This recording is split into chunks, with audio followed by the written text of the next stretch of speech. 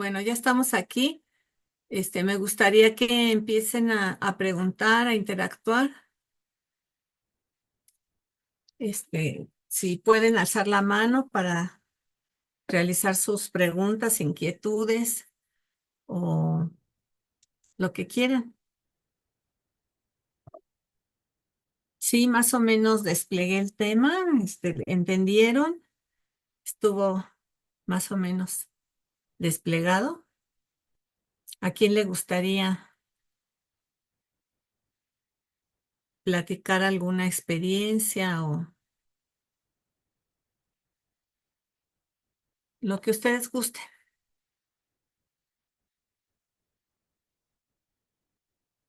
Yo tengo una pregunta, doctora. Sí, Isabel. ¿Cuándo, cuándo se realiza una mala relación objetal? Lo mencionó hace rato, que eso es lo que Ujú, nos lleva a psicosomatizar, tal vez. ujú. Pues en los primeros momentos de la vida, cuando la madre, a ver, en psicoanálisis llamamos sujeto y objeto, ¿no? El sujeto es el que se está subjetivando desde la entrada a la vida y el objeto le llamamos a la función madre o a cualquier persona que esté haciendo la función madre, ¿no? Por eso, para no personalizar, porque entonces empiezan a surgir las preguntas, y si no tuvieron madre, ¿qué pasó? ¿Y cuándo es cuando tenemos una mala estructuración o una estructuración narcisista fallida? Cuando el objeto madre o el objeto que hace la función madre eh, privilegiadamente causó dolor y esa libido que se empieza a depositar en el objeto, regresa con sensaciones de displacer. Es decir, la madre no da lo necesario, el placer a mínima, diríamos, ¿no? Un placer mínimo como para que el sujeto pueda seguir representando, para que el sujeto pueda querer vivir, digamos, ¿no? Aquellos niños que estudiamos con SPID, donde no había un deseo de un otro que para que ellos estuvieran en la vida y pudieran seguir adelante, da cuenta de eso, ¿no? De que no podemos estar en la vida sin alguien que nos desee, sin alguien que nos esté pulsando. Entonces, ¿cuándo se da la mala relación? Cuando hay violencia de parte de la madre, ¿sí? Y la violencia es de muchas naturalezas, o sea, no necesariamente el golpe, ¿no? Sí, ya cuando es el golpe, pues ya es una violencia muy francamente, para el sujeto, pero muy franca, pero puede haber violencia en la sobreprotección, por ejemplo, ¿no? En el no querer, en el no dar, no satisfacer la necesidad básica, porque desde Freud nos dice que la pulsión va a querer expresarse en la medida también en que haya una acción específica que le dé satisfacción, ¿no? Acuérdense que con con la acción específica es con la cual el sujeto puede seguir adelante con la libidinización del ir y venir, ¿no? Hacia el objeto y hacia sí mismo. En esas repeticiones, cuando se va subjetivando, cuando se va haciendo sujeto. Me quería, Aurora, Sí, gracias. de nada. Sí, en esta parte del desamparo que la pregunta es, ¿el desamparo causa dolor y el dolor causa enfermedad o ya el dolor es una enfermedad para el psicoanalista? El desamparo es una de las sensaciones que el sujeto trata de evitar a toda costa. O sea, porque es una sensación, dice Freud, una sensación de un sentimiento oceánico, o sea, es decir, donde el sujeto se pierde. Entonces, decía yo que la enfermedad nos crea esa sensación de desamparo, ¿sí? Ujú. Y al revés, cuando el aparato psíquico está sufriendo por esa sensación de desamparo, porque algo violento nos está afectando. Entonces, eso violento hace que el sujeto sienta dolor y hay esa angustia, es como de las más arcaicas, ¿no? La sensación del sujeto de sentirse desamparado en la vida, sin algo que donde pueda sostenerse para no sentir la vacuidad, para no sentir el vacío. Ujú. Entonces, en esa condición que crea el sujeto de desamparo, de vacío, de mucho dolor psíquico, es una condición para que se dé la enfermedad. No es que la cree, ¿no? No es que tal cual así se vaya a crear, porque siempre hay desamparos en que no crean enfermedad, pero crea el ambiente propicio subjetivo para que el sujeto se vea en una condición frágil y pueda surgir alguna enfermedad. Lo que sí Mm, tenemos que poner así como más énfasis es que la enfermedad surge en un momento de la vida, no en cualquier momento, en un momento de la vida y que nos tenemos que preguntar qué está pasando, qué pasó como para que estemos en ese momento de la vida enfermos. ¿Ok? Verónica. Mi pregunta, sí, me parece que es muy importante.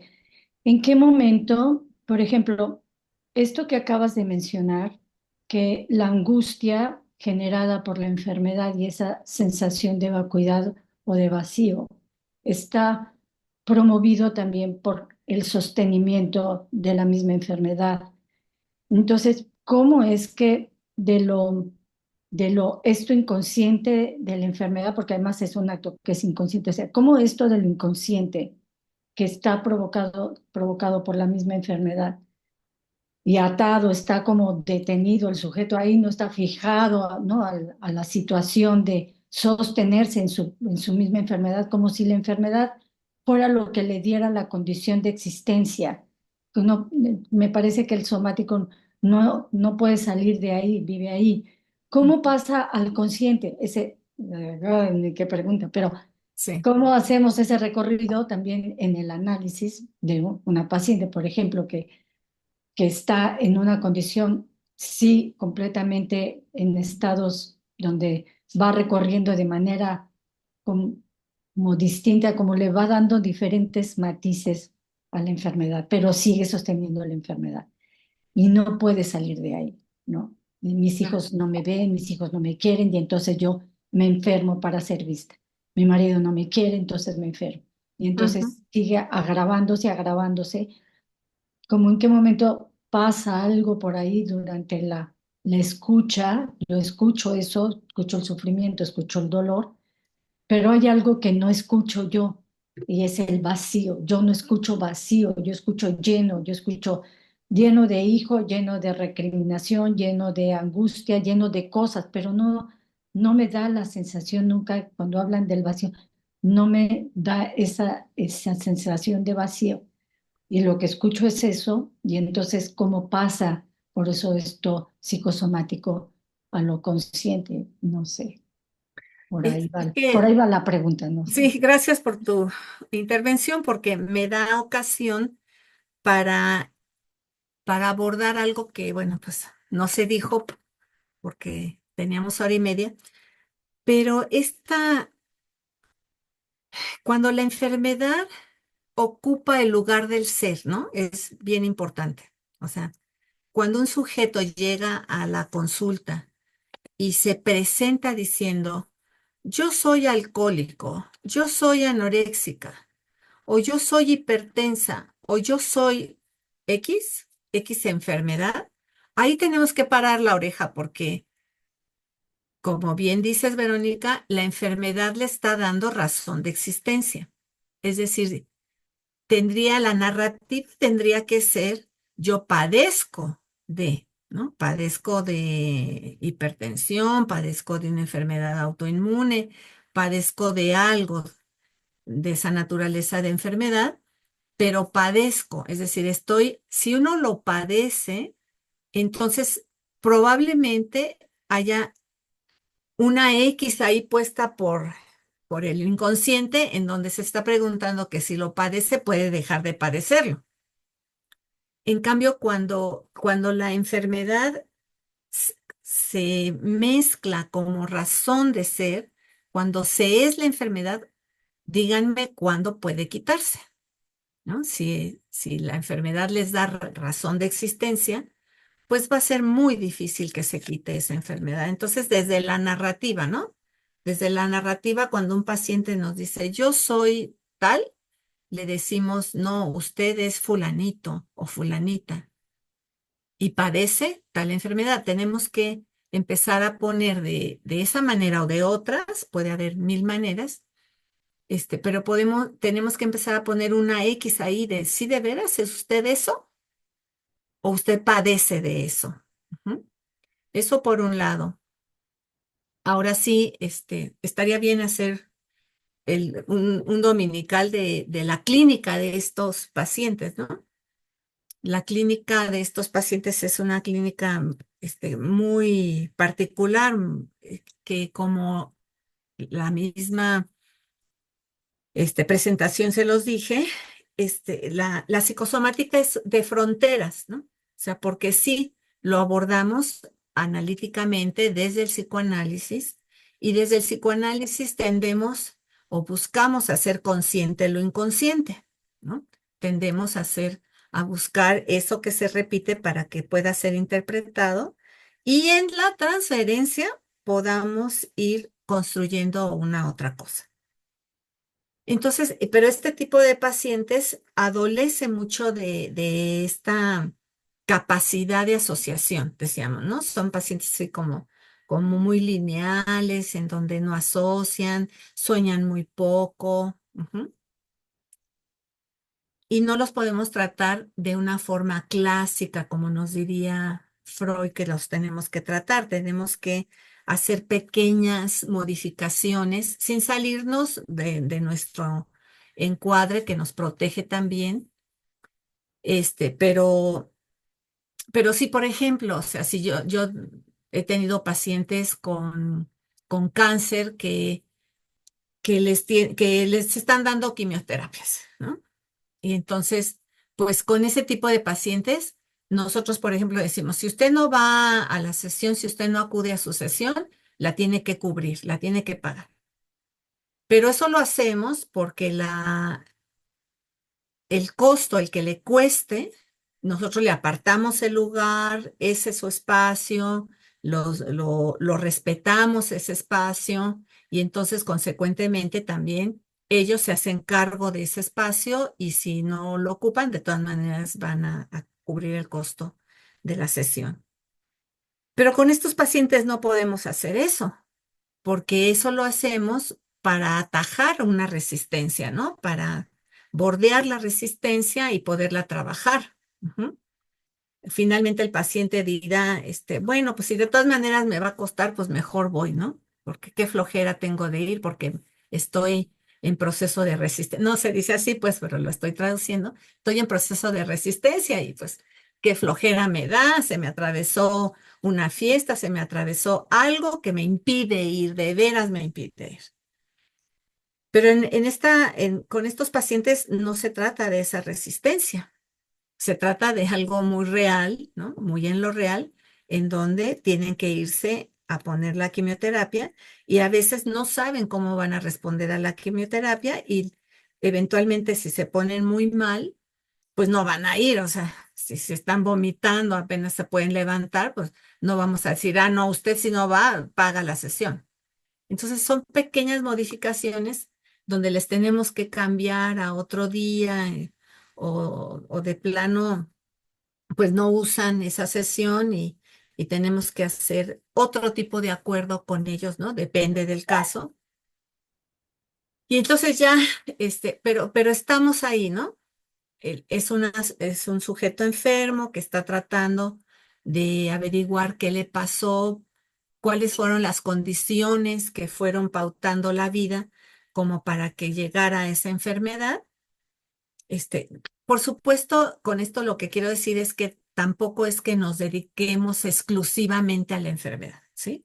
No hay una exclusividad del discurso, sino nos tendríamos que salir del psicoanálisis y decir que no es que tengan que asociar libremente, sino que solamente sobre la enfermedad. Y no, eso no pasa, ¿no? Tenemos que seguir en la asociación libre con estos, con un poco de modificación, un poco del encuadre, pero estos pacientes manejan lo que McDougall llama, y a mí me gusta ese concepto, de comunicación primitiva. Ujú. Tienen una comunicación primitiva en donde lo que transmiten transferencialmente es muy valioso, porque es la forma, o sea, no tienen en muchas ocasiones la palabra o la manera, o hacen transferencias muy masivas, ¿no? En donde uno se siente muy apabullado, dejan muy constantemente los tratamientos. Media vez uno va llegando a ciertos núcleos dolorosos, se hacen para atrás, dejan de ir, les surge algo y entonces ya no tienen dinero, etcétera, etcétera. Pero ¿cómo es que vamos a ir develando lo que hay inconscientemente? Es netamente a través de la transferencia, como en muchos otros, o sea, no es que hagamos algo en especial, ¿no? Pero con ellos especialmente porque tienen, retomo el concepto de McDougall, una comunicación primitiva, lo que primordialmente van a hacer es hacernos sentir, ¿sí? Nos colocan en muchas ocasiones en situaciones en donde tenemos que sentir lo que ellos sienten para que nosotros le pongamos nombre. Ujú. En broma, yo les digo a mis alumnos que les prestamos pensamiento, les prestamos cuerpo, pero no para que nos vayamos con ellos a la cama, sino les prestamos el cuerpo porque sentimos por ellos, porque sentimos lo que ellos sienten, porque soñamos en muchas ocasiones por ellos, es decir, nos pueden surgir sueños en donde se refieren a esos pacientes, y nosotros tenemos que traducir lo que es de nosotros, lo que nos está tratando de decir el paciente. Si es algo en realidad muy, muy profundo lo que hacemos, ¿no? Porque tenemos que estar en constante traducción subjetiva de lo que nos hacen sentir, ¿sí? Y esa es más o menos la clave. Ellos no te van a decir con palabras lo que están sintiendo, te lo hacen sentir. Y entonces, generalmente lo que nos hacen sentir es lo que ellos sienten. Y a veces se acuerdan de las primeras láminas, ¿no? Nos hacen sentir todo eso que está en las primeras láminas, ¿sí? Odio principalmente, nos hacen sentir que no somos insuficientes, que no le servimos para nada, este,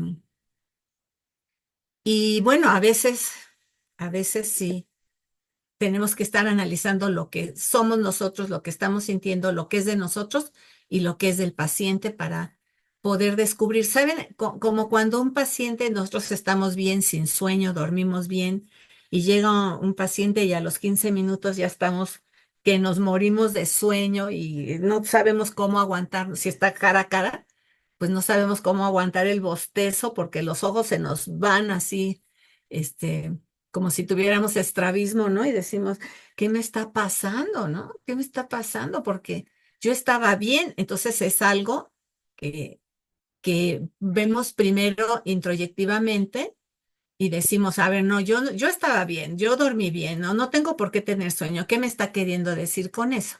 Ujú. Y entonces es ahí, a través de la transferencia y de lo que te hace sentir, el que vamos a ir poniéndole nombre. Esto lo trabaja Nacio muy bonito, en el lugar del psicoanalista, en ese libro, da un ejemplo en donde, del hombre de negro, en donde nos dice que a veces está uno con este tipo de pacientes y está tranquilo, está escuchando y vienen imágenes a nuestra mente, vienen imágenes que uno tiene que captar, traducir y poder exponer en el momento más adecuado, ¿no? Con ese paciente, a Nacio le surgía, era un paciente que había perdido a su mamá en un accidente, melancolizado, todo de negro, por eso le llama el paciente de negro. Y él estaba hablando sobre la muerte de su madre y de repente dice Nacio, a mí me surge la imagen de un niño corriendo atrás de un auto, ¿sí? Llorando porque su mamá se va. Y entonces dice, esto no es mío, y se lo comunica al paciente y le dice, me imagino a usted de tantos años despidiéndose de su madre con gran angustia porque se va su madre, y entonces usted gritando, bla, bla, bla, bla, bla, le hace un discursito por ahí. Y entonces el paciente, ¡pua!, ¿no? Empieza a llorar y le dice, sí, así yo me recuerdo cuando fue la última vez que vi a mi mamá, que después muere en el accidente automovilístico, ¿no? Entonces dice Nacio, ¿cómo se me ocurrió un niño corriendo atrás de un auto? ¿Cómo se me ocurrió? ¿Quién sabe? ¿Quién sabe cómo se me ocurrió? Pero me vino esa imagen a la mente y la quise transmitir y la transmitió y pues le puso palabras a lo que el paciente no le pudo poner palabras. Y entonces es esa, la figurabilidad le llaman los Botella, por ejemplo, ¿no? La figurabilidad en psicoanálisis. Léanlos con Botella, Nacio, tratan mucho sobre eso, ¿no? Sobre la creatividad que tiene uno que tener como analista para poder permitir que eso eclosione, que eso venga en imágenes y al mismo tiempo saber diferenciar lo que es de uno de lo que es del paciente y poderlo comunicar. Entonces, no sé si se dan cuenta de que es una labor bien fuerte y muy, muy difícil, ¿sí? No es nada más sentarse a escuchar y escupir lo que uno cree que el paciente le está pasando, ¿no? Sino es toda una situación de elaboración, es decir, hacer todo lo que el paciente no pudo hacer con la que le tuvo que haber traducido el mundo que fue la función materna. Es decir, algo no se hizo, algo no se constituyó y uno tiene que tratar, por lo menos intentar hacerlo, para que el paciente pueda ir por otro camino, ¿no? Eh, cómo se hace? ¿Cómo se sale de esa condición? Pues creo que así, analizándolo, analizando y uno también poniéndose, prestando, dando lo que el sujeto, propiciando con ese ambiente, en ese ambiente que es el dispositivo analítico, en ese ambiente propiciando que se dé lo que no se pudo dar en el desarrollo libidinal del sujeto. ¿Sí? ¿Más o menos te respondí, Vero? Ok. ¿Quién más? Voy a ver en el chat si pusieron algo.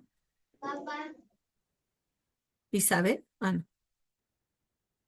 ¿Cómo Sí, se genera una depresión? Me preguntan por aquí. Luis. ¿Podemos hablar de grado de depresión? Sí, claro que sí. ¿Cómo se genera una depresión? Con violencia, con violencia del ambiente, ¿sí? El ambiente, diríamos con Winnicott, el ambiente facilitador no es adecuado para que el sujeto cumpla con la acción específica, ¿no? La acción específica, repito, es la que permite la modulación de las pulsiones. La depresión se da siempre por la violencia, es decir, la función materna al tocar el cuerpo, al estar en el cuidado de la acción específica, eso regresa al sujeto con huellas de dolor, diría yo, ¿no? Auxiliándome de Piera, ¿no? Huellas de dolor, y esas huellas de dolor es lo que va a propiciar que el sujeto, pues, esté deprimido, triste. Querías hablar, Paulina. Sí, muchas gracias. Me gustaría saber un poquito más de la hipocondría, si en ese caso también hay dificultad de asociación. Esa es una pregunta que me surgió. Y la otra, mencionaba que en el caso de la psicosomática es un poco como, pues sirve como protección o defensa a esa enfermedad para no enloquecer. Entonces me preguntaba si en la hipocondría si es un poco más de locura, porque en realidad no hay nada, ¿no? O sea, es todo como imaginación, fantasías, un miedo que en realidad como que nunca se concreta en nada real. Entonces me surgieron esas dos preguntas. Ujú. Mm, la hipocondría sería diferente de la afección somática en el sentido en que no hay una lesión y tampoco hay pues tanta dificultad de asociación, tanta falta de palabra como en las afecciones somáticas, ¿no? Como en la psicosomática. Ahí el sujeto pues está más neurotizado y nos dice Freud, es una neurosis actual por la libido sexual que está desbordada, ¿no? Incluso ponía el coitus interruptus y muchas condiciones sexuales como condición para que se dieran esas neurosis en ese momento, ¿no?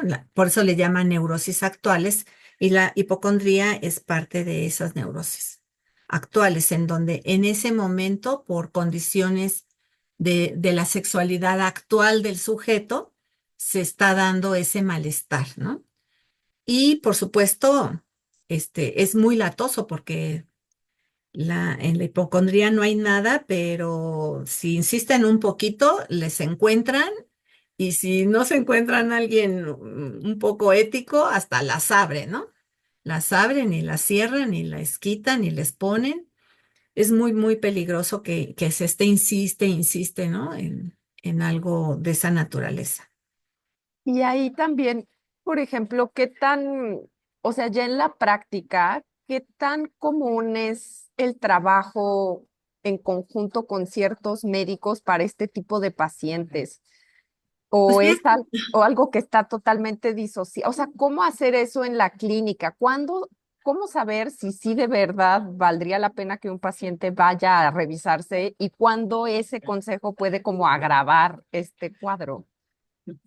fíjate que es en la práctica donde uno va escuchando, ¿sí? Por ejemplo, tenía una paciente que se quejaba mucho de que le pasaban cosas como muy bizarras, ¿no? Que de repente no podía ni pensar y todo el mundo le decía que era una hipocondríaca porque no salía nada en los estudios y que tenía, que se calmara y hasta la trataban de hipocondríaca, de que no le pasaba en realidad nada porque los estudios no decían que eso pasaba.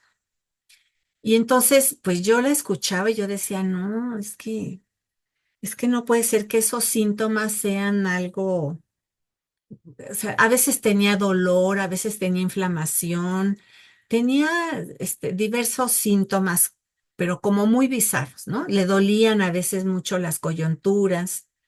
Y entonces yo le decía, pues eso ha de ser de alguna enfermedad reumática, ¿no?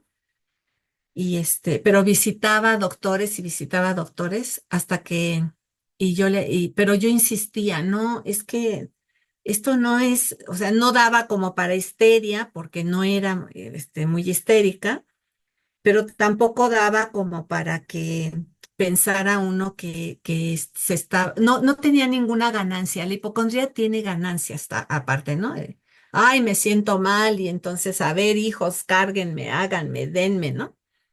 O al objeto, pues, el que uno desea controlar con esa enfermedad, que es, diríamos desde Freud, la ganancia secundaria de la enfermedad, ¿no?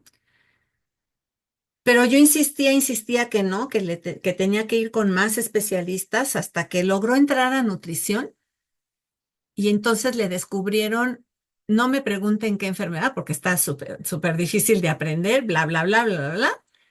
Este, y, pero le detectaron una enfermedad autoinmune que le da a uno en 1 millón. O sea, muy rara. Yo le dije, bueno, pues ahora compro un boleto de lotería, porque pues sí, si te dio una en 1 millón, pues que te la saques, ¿no? Pero sí tenía una enfermedad autoinmune. Y entonces ya se la empezaron a tratar y santo remedio, o sea, empezó a mejorar y a mejorar. Y entonces, o sea, sí de veras uno tiene que insistir, ¿no? Si ya de plano hay veces que pasa el tiempo y ya visitó a los mejores especialistas y siguen sin encontrarle nada, bueno, pues entonces ya uno se dedica a trabajar lo psíquico. Uno siempre se dedica a trabajar lo psíquico, uno solamente insiste en que tiene que ir a ver un médico, tiene que, o sea, tampoco les dice uno, o sea, no se mete en eso uno, ¿no? Nada más puede uno sugerir, oiga, vaya a ver a un médico, porque pues eso está raro, ¿no? Cosas por el estilo, pero uno ni les hace la cita, ni las lleva, ni nada de eso. Y ya se me olvidó la otra pregunta, ¿cuál era? A mí también. Ok. Bueno, pues ya Pero pues.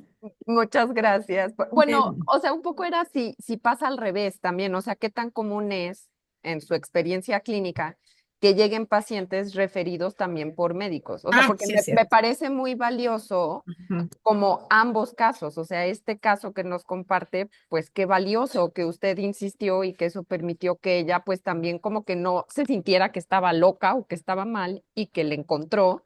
Y siento que también es muy bueno tener como a una comunidad médica consciente y que también como que sepan leer este tipo de cosas y sepan también ellos referir a a psicoanálisis, ¿no? Claro. Y cada vez hay más médicos que refieren a psicoanálisis, no a psicoanálisis, a una terapia, a un psicólogo, dicen, ¿no? Cada vez hay más médicos más conscientes de que si se tratan conjuntamente, ¿sí? Entonces, yo hago la analogía, ¿no? Freud dice que el psicótico ama su delirio como a sí mismo, y yo hago la analogía con la enfermedad psicosomática porque el psicosomático ama su enfermedad como a sí mismo, como lo pusieron hace rato en ejemplo, ¿no? Y sí, si no hay la percepción de que se puede vivir sin enfermedad, entonces sería muy difícil que el sujeto deje la enfermedad, deje de ser enfermo. Pero yo sí he recibido sobre todo de mi internista, cuando tiene alguna duda, dice, pues ahí te lo mando, ¿no? Ahí averigua, ¿no? Y sí se ve, por ejemplo, la depresión, lo que ellos llaman la depresión, se cura, es decir, el sujeto pasa a otro estado mucho más rápido si se trata con medicamento y con una terapia que si se trata con una o con otra. Entonces sí, o sea, que la depresión como síntoma no lo queremos quitar. Ya está del sujeto y del trabajo que uno haga el que se pase de esos síntomas a una demanda analítica, ¿no? Porque este, cada vez hay menos personas que demandan análisis. Lo que quieren es que se les quite los síntomas, ¿no? Este, pero creo que incluso en el CIES cada vez hay más médicos, ¿no? Que quieren ser psicoterapeutas o que toman la maestría y el doctorado en psicoterapia psicoanalítica, porque ven que somos una mixtura, ¿no? Como decía el título del dominical, porque no lo podemos separar, no podemos separar el cuerpo y la mente, actúan al unísono a través del inconsciente. Ujú. Muchas gracias. De nada, Paulina, gracias a ti. Me Buenos escribieron. días. Hola. Ay, perdón, soy Isabel Ramírez. Sí, Isabel, dime. A ver. Pues bueno, para empezar, yo no tengo como la especialidad, ¿no? De lo que ustedes están hablando en cuanto a psicología o psicoanálisis. Yo soy pedagoga por profesión y trabajo en una estancia. A mí me llamó la atención para empezar de forma personal, pero ya ahorita escuchando, o sea, como todo, pues el contexto y todo lo que nos ha aportado, pues me surgen algunas dudas desde el lado educativo que no sé si tenga algo que ver, ¿no? O sea, ¿a partir de qué edad se puede empezar a tratar esta parte? Yo estando frente al grupo, ahorita estoy con chiquitos muy pequeños, que son maternales de 2 años a 3 años más o menos. Y nos hemos encontrado, y digo nos hemos porque se trabaja en conjunto con cuerpo interdisciplinario, que es psicólogos infantiles y psicólogos generales, que son los que están dentro de estancia. Pero nos hemos encontrado con dos casos en específico de chiquitos de me duele, o sea, pero ¿qué te duele, no? Me duele la cabeza. O sea, y tiene como esa parte a lo mejor que uno como adulto puede decir es hipocondriaco, ¿no? Que la parte psicológica no entiende si es como una manía del niño para no trabajar, porque lo han mandado, lo han referido. Obviamente también tiene que ver mucho la parte de papás, ¿no? Que los papás de, es que él es así. Desde chiquito sufre de muchos dolores, pero no hay un diagnóstico médico. O sea, no hay un reporte médico que nos haga saber o pues sí decir, ah, bueno, pues sí, el niño tiene alguna cuestión médica o alguna condición que lo limite, ¿no? Pero constantemente es esta parte, o se cae y es, me rompí un brazo, me rompió un brazo, me está doliendo, y nosotros pues nos espantamos porque decimos, no, espera, o sea, solo te caíste, o sea, no fue un golpe tan intenso como para que hayan pasado estas cuestiones. Tiene una cuestión como fantasiosa, pero la parte psicológica no alcanza a entender el por qué el niño se comporta de esa manera. O sea, no sé si hay alguna correlación de lo que estamos hablando con la parte educativa y si sería oportuno una detección a partir de qué edad se puede tratar esta parte. Pues se supone que tendría que poderse tratar desde siempre, o sea, hasta desde bebés. Por ejemplo, Silvia Bleichmar documenta casos.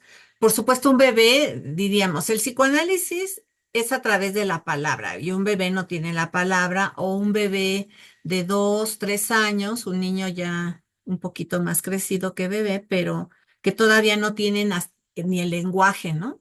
Y nosotros trabajamos con el lenguaje, pero también trabajamos con el cuerpo, también trabajamos en el caso cuando los niños son muy pequeños con la madre, ¿no? O sea, porque obviamente si el niño tiene esas exageraciones de me caí y me rompí el brazo, pues habría que ver cuál es la relación, qué es lo que la madre le está depositando como para que el niño lleve al extremo, ¿no? El me caí y ya me pasó algo terrible, ¿no? O sea, debe de haber, o sea, suponemos desde la teoría que puede ser una madre excesivamente ansiosa que no quiere que al niño le pase nada, ¿no? Y entonces el niño capta eso y pues si ya se cayó un poquito más fuerte, pues lo lleva más al extremo.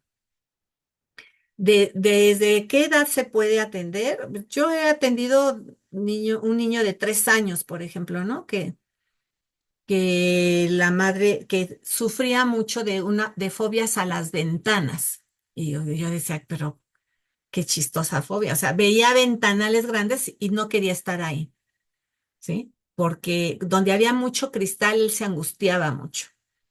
Y entonces lo que hice, por supuesto, involucré a la madre, al padre, y poco a poco fuimos descubriendo cómo era un niño que había sido sacado del vientre de la madre porque el doctor que iba a atender a la madre se iba a ir de vacaciones y entonces le dijo, oiga, o lo tiene ahí la semana que entra o ya la dejo encargada con mis colegas para que la atiendan. Y la madre, accede a que le hagan cesárea y pues sucede que el niño todavía no estaba lo suficientemente maduro y duró 3 meses en incubadora y en terapia hasta que se maduraron bien los pulmones y bla, bla, bla. Pero esos 3 meses en terapia intensiva y en incubadora, uno puede decir, pero ¿cómo? Si todavía ni se dan cuenta de lo que está pasando. Bueno, Piero Lanier nos dice es que quedan huellas somáticas Imaginen a un niño recién nacido con catéteres, que le tuvieron que poner un catéter en las venas aquí del cuello porque ya las manitas pues ya no podían canalizarlo por las manos. Pues muy traumático, ¿no? ¿Están de acuerdo? La violencia que sufrió desde el nacimiento, pues fue muy traumática. Y eso fue evolucionando hasta que se convirtió en algo de las ventanas, fobia a las ventanas, se angustiaba mucho. Pero era muy fácil ver cómo las ventanas de una terapia intensiva, si algunos de ustedes han ido a alguna de esa terapia intensiva, se darán cuenta que está como la central de enfermeras y después los cristales, ¿no? O sea, cristales para estar viendo a los pacientes. Y por supuesto que junto con la madre y el padre y haciendo la labor, pues el niño poco a poco fue dejando esa fobia y hasta donde yo lo dejé, que después el padre, como 10 años después, me buscó y me dijo que ya que había superado eso y que no había ya problemas con las ventanas ni con los espacios de mucho vidrio, ¿no? Pero ahí él, cuando jugaba yo con él a que le enredaba cosas en el cuello, ¿no? Bueno, pues era su principal, tenía mucha sensibilidad en el cuello, no le gustaba que lo tocara, entonces yo jugaba que le ponía alguna bufanda y jugábamos a lo que él quería, pero siempre era con mucho miedo a ser tocado. Entonces se pueden tratar y la doctora Rabadán, pues también tiene mucha experiencia tratando niños muy pequeños. Entonces, ¿cuándo se puede intervenir? Pues desde que aparece un síntoma, ¿no? O sea, tampoco el psicoanálisis es una forma profiláctica de pensar, o sea, no hacemos profilaxis, sino cuando surge un síntoma, ese es el momento de intervenir, ¿no? Y si el síntoma es muy obvio, muy contundente o muy fuerte como para afectar la vida del niño, pues por supuesto que se involucran a las demás personas de la familia si es que el niño no tiene los elementos todavía del habla. Y si ya tiene los elementos del habla, también se involucra porque si no los involucra, se los llevan en cuanto empieza a mejorar. Entonces, es como la labor un poco de hacer de hacer mover a la familia, ¿no? Que el niño no se convierta en el síntoma de la familia. Y a nivel educativo, yo diría que ustedes pueden hacer muchísimo, ¿no? Porque ustedes son los que están con los niños y los que reciben a los niños ya con un síntoma. Solo que la experiencia que yo tengo en escuelas es muy difícil porque los padres no se toman muy a bien que uno les diga dónde están sus chicos, mal, ¿no? O sea, o dónde están sufriendo. Y no les importa, o sea, lo único que quieren es que se los guarden un rato y que vayan avanzando escolarmente y ya. O sea, no les gusta a los padres en las escuelas que les diga a uno, oiga, su hijo se angustia mucho por esto, ¿no? O si tú le dices a la madre de ese chico que se angustió mucho porque se cayó, oiga, es que su hijo lleva todo al extremo, y va a decir, ¿qué? Pues a ustedes les corresponde, o sea, no, regresan la bolita hacia la educadora y pues usted dígale o usted haga algo para que, porque está bajo su responsabilidad. Esa es la experiencia que yo tengo, ¿no? En escuelas a veces es difícil incidir sobre la psique de los alumnos, aunque haya psicólogos, pues podemos hacer poco, ¿no? Porque ese no es un espacio terapéutico. Lo que se hace en las escuelas es decirle a los padres y que los padres tomen la responsabilidad de hacerse cargo de sus hijos y los puedan llevar, ¿no? Pero hasta ahí queda la responsabilidad de uno como maestro. Si uno insiste demasiado, luego se enojan los padres y a mí sí me ha tocado ver bravos a los padres porque ahí no van a que les digan si están bien o están mal, sino que van a que los eduquen, ¿no? A que les enseñen. Entonces yo te diría que pues con mucho cuidado, ¿no? A lo mejor uno le dice, mire, por aquí hay algo que no me parece que sea del todo adecuado para el desarrollo emocional del niño, ¿no? Pero bueno, pues usted hace lo que usted considere con su hijo, ¿verdad? No sé, sí te contesté, Isabel, más o menos. Sí, muchas gracias. De nada. Sharon, Hola, ¿qué tal? Buenos días a todos. buenos días. Perdón. Mi pregunta es acerca de una aparente permanencia en la depresión. Por ejemplo, en el tema de la distimia, donde es pues una permanencia de alguna forma crónica en un estado melancólico. Este individuo llegará a encontrar esta parte ya como no sé cómo decirlo, pero ya como su estado inclusive de refugio, de seguridad, este estado de permanencia en la depresión, o cómo se vería, vaya, porque pues médicamente, pues se aborda a través obviamente del medicamento y demás, pero la persona parece volver de una forma inconsciente, regresar, y pareciera ser ese su estado de seguridad inclusive. Entonces, a mí me gustaría saber o que me pudiera esclarecer un poco este estado constante de depresión es quizá una permanencia de pulsión de muerte de la persona donde encuentra su seguridad para la subsistencia o cómo lo podríamos interpretar desde el psicoanálisis, por lo menos en el tema de la distimia. Es que yo te diría, Sharon, que la experiencia que yo tengo es que hay sujetos que no conocen el estado del bienestar.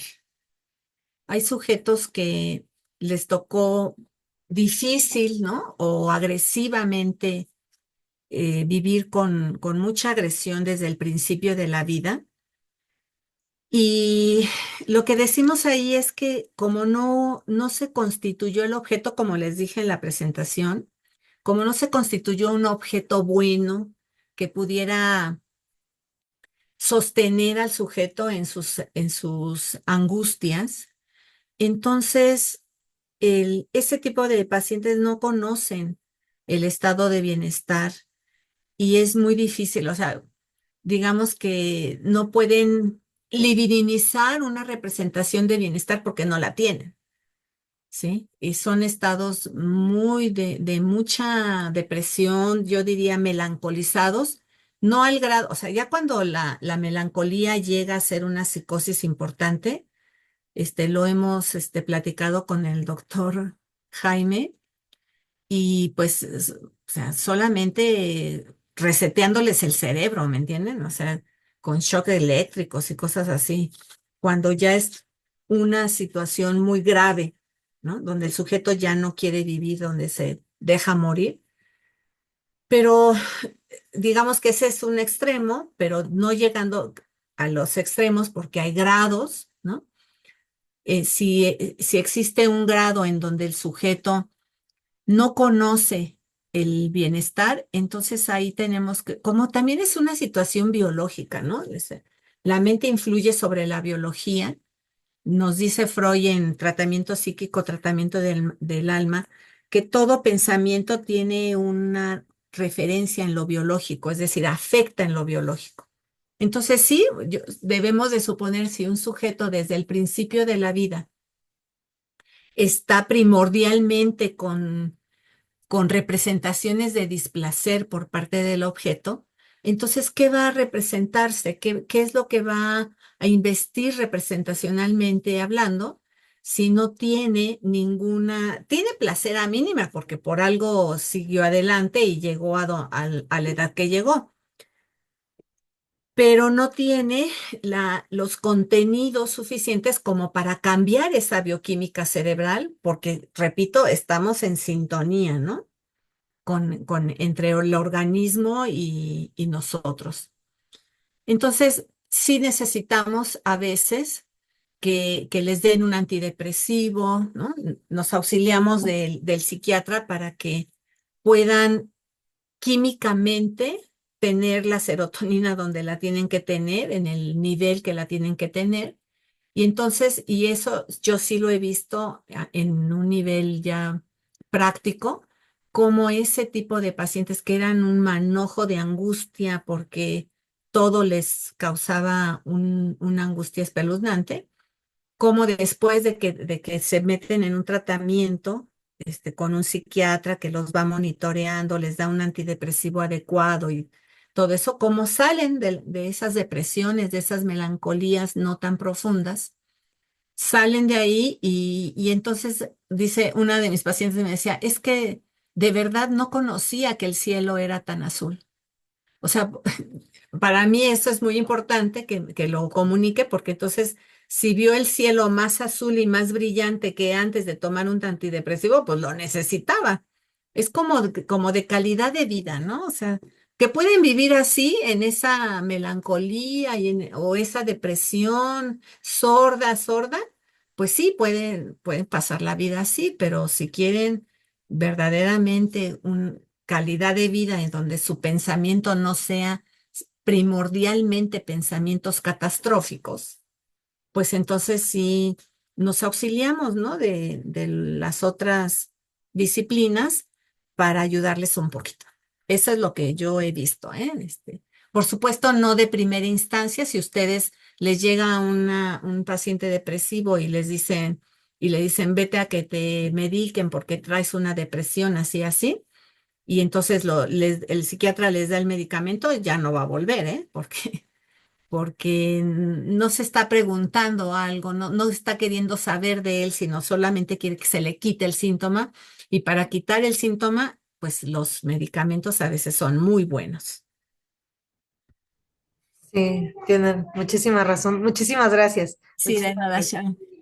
Aquí María Caritina nos comparte, a mí me pasaron con la psicóloga porque ya tenía un problema de intestinos de más de un mes, pero la psicóloga fue la que me diagnosticó la apendicitis y me regresó al cirujano. No hay como el trabajo en colaboración. Pues sí, o sea, uno tiene que insistir, ¿no? Si la psicóloga ve que no va por algo psíquico, pues uno insiste en que el cirujano en que el médico resuelva y a veces sí salva vidas. Dice Paola Andrea, me dice, es la historia de mi último año y sí es muy difícil contar lo que te pudo detonar la enfermedad en todo sentido. Fueron muchas situaciones adversas al mismo tiempo y de diferente índole. Entonces, efectivamente, el cambio es totalmente integral. Incluso tuve que cortar con mi padre para volver a caminar, tener memoria y mejorar para salir de cama y del hospital porque llegué a inflamar toditita y mi sangre también se enfermó. Efectivamente, se puede ser muy, muy complejo. Ah, gracias por compartir. Y sí, es de una complejidad enorme. Dice la depresión, la doctora Fabiola Fragoso, la depresión ya es considerada enfermedad profesional. Urge trabajar en ella. No hay psicoanálisis preventivo, efectivamente, no hay profilaxis. El aprendizaje vicario, el niño lo ve y lo reproduce, ¿correcto? Puede ser ser de afecto y la psicomotriz. Dice, Natalia dice, esto me suena más a psicología cognitiva, no a psicoanálisis. No sé, no sé qué le sonó más a psicología cognitiva. Mm, ok. A ver, Vero. Mm, una otra preguntita. Sí. Este, digamos, en psicoanálisis siempre estamos con esta cosa del cuerpo. Hay como la relación del cuerpo imaginario con el cuerpo real, cómo se hace ese entrecruce con la psicosomatología, cómo es que la psicomatología puede darnos a través de un trabajo con alguien, distinguir cuando está en el cuerpo imaginario y cuando está en el cuerpo real. Bueno, es que el cuerpo, el psicoanálisis, qué sé yo, Ajá. por ahí va. Bueno, tu pregunta interesante porque me da la ocasión para insistir en la diferencia entre lo que en psicoanálisis llamamos cuerpo y organismo. Primero hacemos esa diferencia, ¿no? El organismo, ya sabemos, es las células, ¿no? Todo lo que ahí está, ¿eh?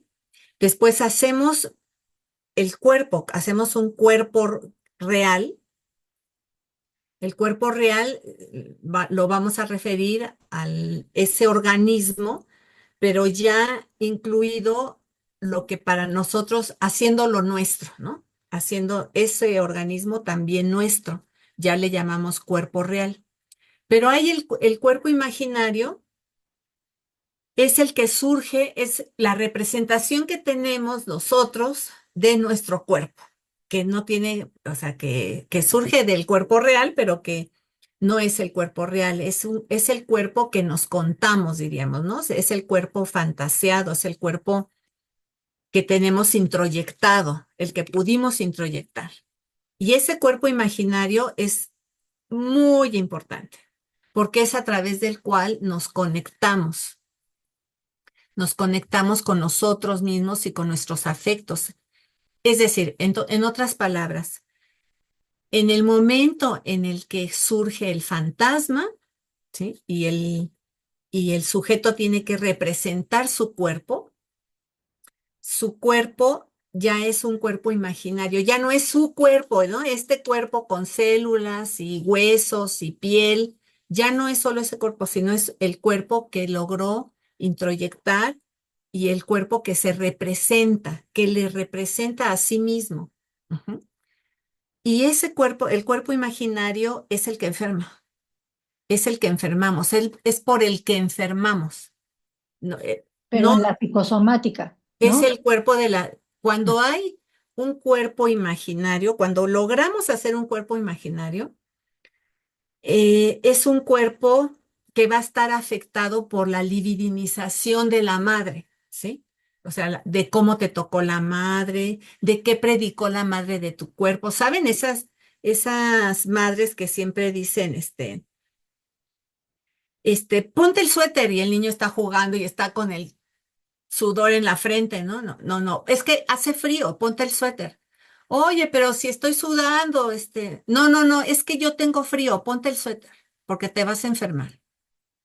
Es una situación en donde no, la madre no le permite al sujeto tener un cuerpo aparte. O sea, la madre no se pregunta si el niño tendrá calor o tendrá frío, sino le impone su cuerpo, ¿no? Porque ella tiene frío, el niño debe de tener frío.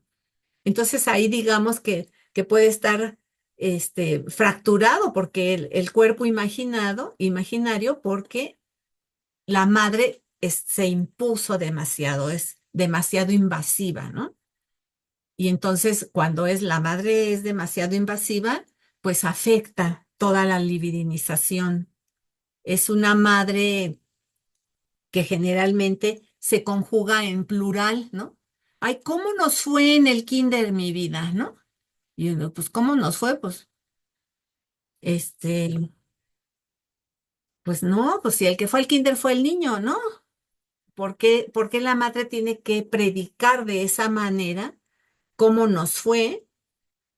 Y que a veces tienen ese discurso, ¿no? Por supuesto, uno lo que hace es empezar a deshacer el discurso en plural, ¿no? Para que pueda haber una separación.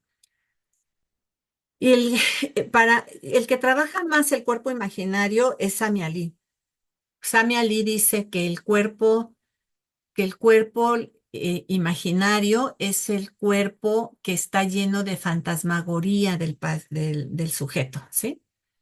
Que sobre todo los sueños, o sea, la capacidad del sujeto para soñar es muy necesaria porque es una parte de la fantasmagoría que se requiere para amortiguar el peso de lo real, ¿no? Para amortiguar lo violento de la vida.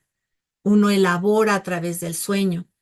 Y si ese cuerpo no tiene los elementos fantasmáticos para amortiguar el peso de la relación real con el exterior, entonces es un cuerpo que no tiene las condiciones como para vérselas con lo violento, ¿me entienden?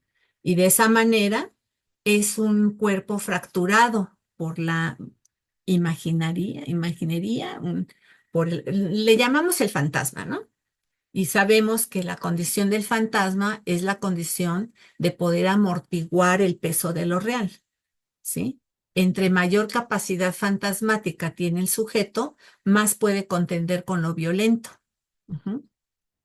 O sea, pero entonces eso es lo que provoca en este caso las La psicosomatologías. falta de la falta de o la fractura del cuerpo imaginario. Es Ah, lo que, no lo que provoca, porque acuérdate que no somos funcionalistas de no, no, no, estímulo-respuesta, no. Sí, sí, sí, sino sí. es que pone las condiciones necesarias, la falta de imaginación, la falta de fantasma, decimos más bien en Ya. psicoanálisis, la Ujú. falta del fantasma o la fractura del fantasma es lo que propicia o lo que puede poner las condiciones para que surja la enfermedad. Listo. ¿Sí? Ahora, ¿cuándo hay fallas fantasmáticas? O sea, todos tenemos fallas fantasmáticas en algún momento de la vida. ¿Cuándo se dan las fallas fantasmáticas? Cuando cuando el sujeto se ve rebasado en lo violento, ¿no?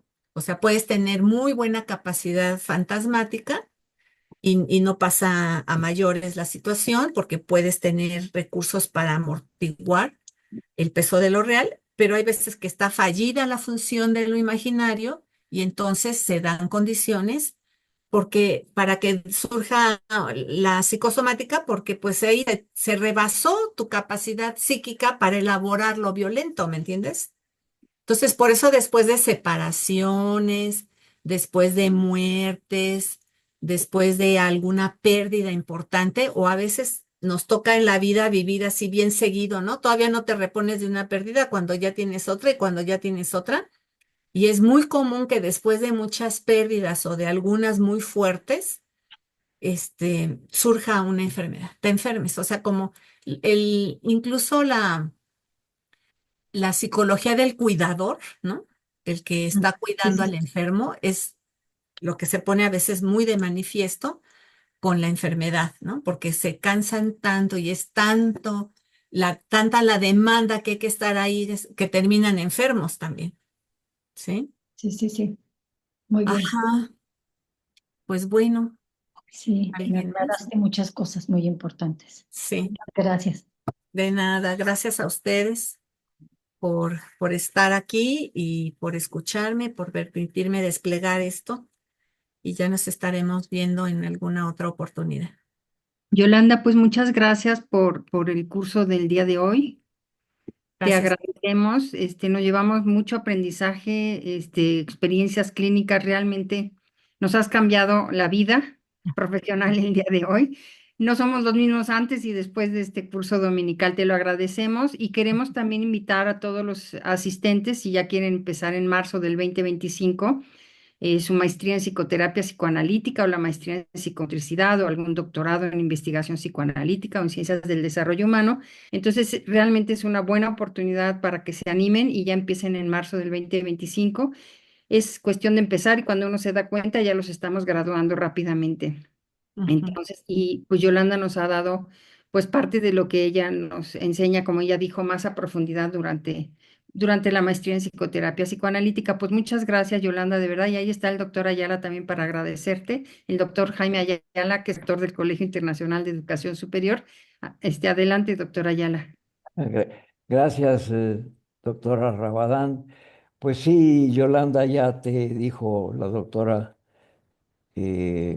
el agradecimiento y la extraordinaria capacidad didáctica que tienes, que ujú, eso pues ayuda a la comprensión de estos fenómenos tan complicados que es el entender el cuerpo desde la psique, desde ujú. el entendimiento psíquico, entender nuestro cuerpo o el cuerpo de las personas que vienen con nosotros a tratamiento. Pues muchas gracias y las, eh, las seguimos, los seguimos invitando a conocer la institución a través de la página directamente en la institución, en el edificio del colegio y continuar con los cursos dominicales. Ya tenemos, falta uno más, como decía Yolanda al principio, la doctora Yolanda Alquicira, va a ser el próximo de Enrique Aragón, Octavio Enrique Aragón, y va a hablar sobre la teoría de piedra a la unidad. Esto es muy importante y tendremos el próximo año los cursos dominicales, pero antes esperamos vernos en la institución. Hasta luego y muchas Gracias. gracias. Gracias. Gracias. Bye. Muchas Muchas gracias. gracias.